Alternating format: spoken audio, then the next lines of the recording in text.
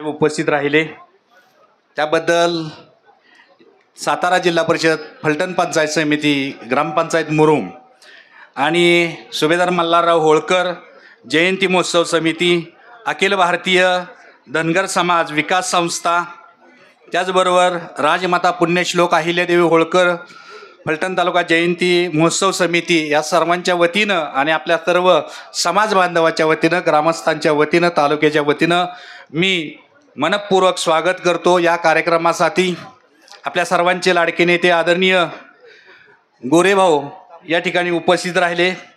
त्याचबरोबर आपल्या सर्वांचे लाडके नेते आदरणीय माजी खासदार रणजितसिंह नाईक निंबाळकर दादा, आपल्या तालुक्याचे लोकप्रिय आमदार सचिन पाटील साहेब, त्याचबरोबर होळकर घराण्याचे मामा म्हणून जे समजले जातात ते बारगळ दादा, या जयंतीची सुरुवातीपासून दखल घेणारे रामहरी रुपनवरआप्पा, त्याचबरोबर सन्माननीय शिवरूपराजे खडरेकर, धैर्यशील दादा पाटील, लक्ष्मणराव हाके सर, तात्या, सर्वच सन्माननीय उपस्थित।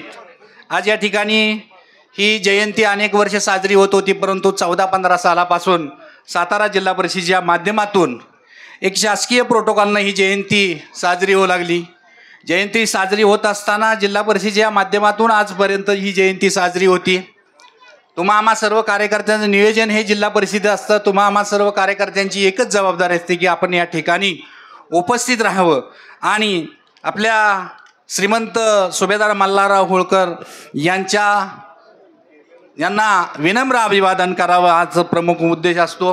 ही जयंती साजरी होत असताना यावर्षी अत्यंत दिमाखात शासनाच्या वतीनं साजरी होती। या ठिकाणी शिंदे साहेबांना आणि मंत्री महोदय भाऊंना माझी एक विनंती आहे की पुढच्या वर्षीपासून ही जयंती महाराष्ट्र शासनाच्या वतीनं साजरी व्हावी आणि अत्यंत दिमाखात अशी व्हावी।